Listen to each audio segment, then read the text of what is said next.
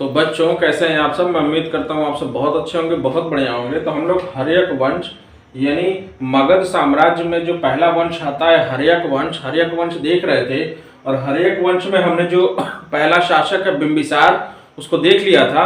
और बिंबिसार के बाद आज हम लोग को देखना है अजातशत्रु, और अजातशत्रु के बाद देखना है उदयन। ठीक है ना। तो वीडियो को स्टार्ट करने से पहले सबसे पहले आप लोग सब्सक्राइब कर लीजिए ताकि ऐसी वीडियो आपको मिलती रहे और आपकी तैयारी में बहुत ज्यादा मददगार और हेल्पफुल होती रहे, क्योंकि ये कोई भी एग्जाम में इससे क्वेश्चन आना ही आना है। ठीक है ना।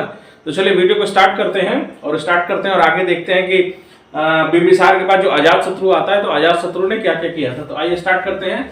तो सबसे पहले ये देखते हैं कि अजातशत्रु, ठीक है ना, अजातशत्रु ने अपने पिता, ठीक है ना, अपने पिता की हत्या करके सिंहासन पर कब्जा किया था।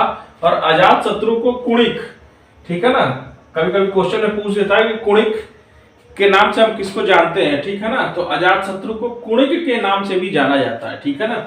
अजातशत्रु को कुणिक के नाम से भी जाना जाता है क्योंकि वो अपने पिता बिंबिसार की क्या किया था, हत्या किया था। ठीक है ना। चलिए नेक्स्ट पॉइंट देखते हैं। इसके समय में मगध और कौशल के बीच, ठीक है ना, लंबे समय तक संघर्ष जारी रहा और अंत में अजातशत्रु की क्या होती है, विजय होती है। ठीक है ना। अजातशत्रु की अंत में इसमें विजय होती है मगध और कौशल की लड़ाई के बीच में। चलिए अगला पॉइंट हम देखते हैं कि कौशल नरेश को अजातशत्रु के साथ अपनी पुत्री का ब्याह करने और अपने जमाई को काशी, ठीक है ना, काशी सौंप कर सुलह करने के लिए विवश होना पड़ा। यानी अपने जमाई का मतलब हुआ कि अजातशत्रु को इन्होंने काशी दिया और काशी देने के बाद क्या हुआ, दोनों में सुलह होता है। ठीक है ना। चलिए अब अगला पढ़ते हैं कि भगवती सूत्र के अनुसार अजातशत्रु ने अपने मंत्री, उसके मंत्री का क्या नाम था, वस्कर, ठीक है ना, अपने मंत्री वस्कर की सहायता से पहले वज्जी संघ में क्या डाला, वज्जी संघ में फूट डाली और इसके बाद लिच्छवियों में फूट डालने के लिए षड्यंत्र रचा। ठीक है ना। ये सबसे पहले अपने मंत्री वस्कर के द्वारा वज्जी संघ में फूट डाली और उसके बाद इसने क्या किया, लिच्छवियों के बीच में इसने फूट डलवाई। ठीक है ना।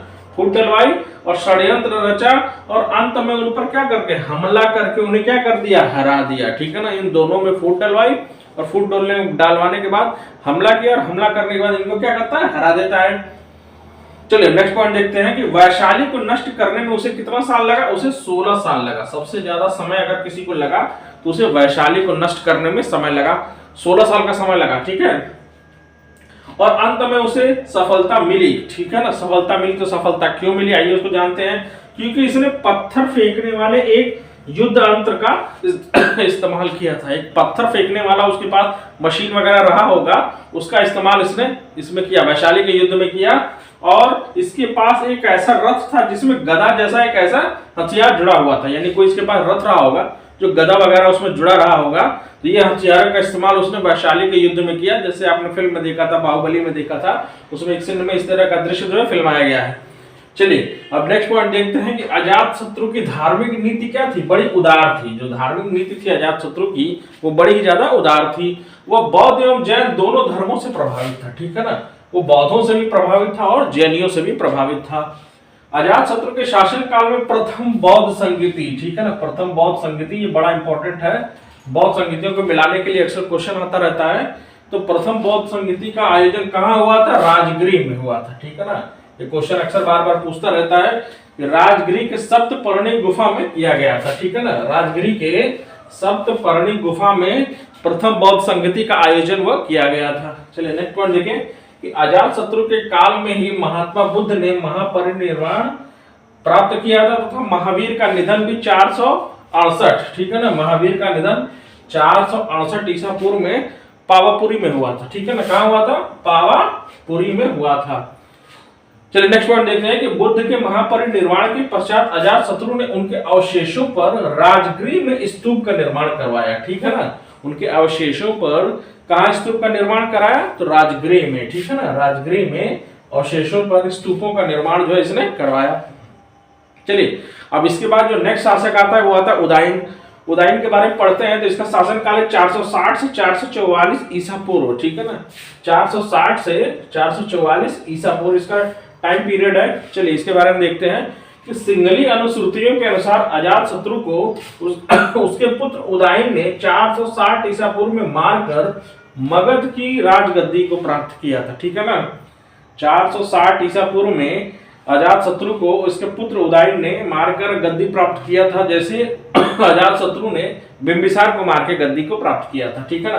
तो ये सिलसिला इनके यहाँ चलता चला आ रहा है कि बिंबिसार को अजात शत्रु ने मारा, अजात शत्रु को उदयन ने मारा। चलिए अब नेक्स्ट देखते हैं, उदयन को बौद्ध ग्रंथों में पितृहंता, ठीक है ना। उदयन को बौद्ध ग्रंथों में पितृहंता कहा गया और इसके विपरीत जैन ग्रंथों में उसको क्या बोलते हैं, पितृभक्त बोलते हैं, ठीक है ना। जैन ग्रंथों में पितृभक्त कहा गया है, ठीक है ना। तो यह भी कभी पूछे कि पितृहंता किसे कहा गया, उदयन को, और पितृभक्त किसे कहा गया, तो उदयन को, दोनों उदयन ही आंसर होगा। चलिए हम नेक्स्ट पॉइंट देखते हैं कि उदयन अजातशत्रु के काल में चंपा का राज्यपाल था, ठीक है ना। अजातशत्रु के काल में कहाँ का राज्यपाल था, तो चंपा देश का राज्यपाल था वो, ठीक है ना। तो बच्चों इसका नेक्स्ट जो पॉइंट है वो पॉइंट है कि उदयन ने पाटलिपुत्र नगर की स्थापना किया, वो मगध साम्राज्य में की राजधानी राजगिरी से कहां शिफ्ट किया, पाटलिपुत्र स्थानांतरित किया, ठीक है ना। बड़ा इंपॉर्टेंट क्वेश्चन है, कभी क्वेश्चन मतलब एग्जाम में अक्सर पूछ ही देता है कि पाटलिपुत्र नगर की स्थापना किसने किया, तो आपका सही आंसर क्या होगा, उदयन ने। उदयन ने पाटलिपुत्र नगर की स्थापना किया और अपनी राजधानी को राजगिरी से कहां लेके गया, पाटलिपुत्र लेके गया, ठीक है ना। चलिए अब नेक्स्ट पॉइंट देखते हैं कि पटना में गंगा और सोन के संगम पर एक किला बनवाता है, ठीक है ना। गंगा और सोन के संगम पर क्या बनवाता है, किला का निर्माण करवाता है। और यह क्यों करवाता है, क्योंकि सुरक्षा के दृष्टिकोण से गंगा और सोन नदियों के संगम पर एक किले का निर्माण यह करवाता है, उदयन करवाता है, ठीक है ना।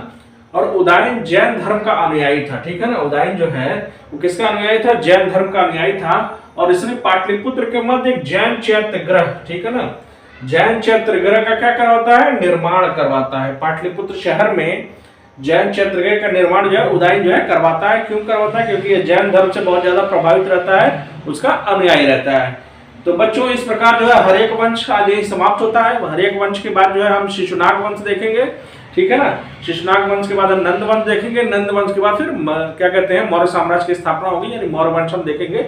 इसके बाद मौर्य वंश से पूरा एकदम line by line detail lecture इसका चलना स्टार्ट होगा। तो चलिए वीडियो यही समाप्त होता है। समाप्त होने से पहले, जाने से पहले सबसे पहले सब्सक्राइब कर लीजिए, ताकि ऐसे इतिहास की लेक्चर आपको मिलती रहे और आपकी तैयारी में बहुत ज्यादा मददगार होती रहे। तो चलिए वीडियो देखने के लिए बहुत बहुत धन्यवाद। इसी के साथ नमस्कार।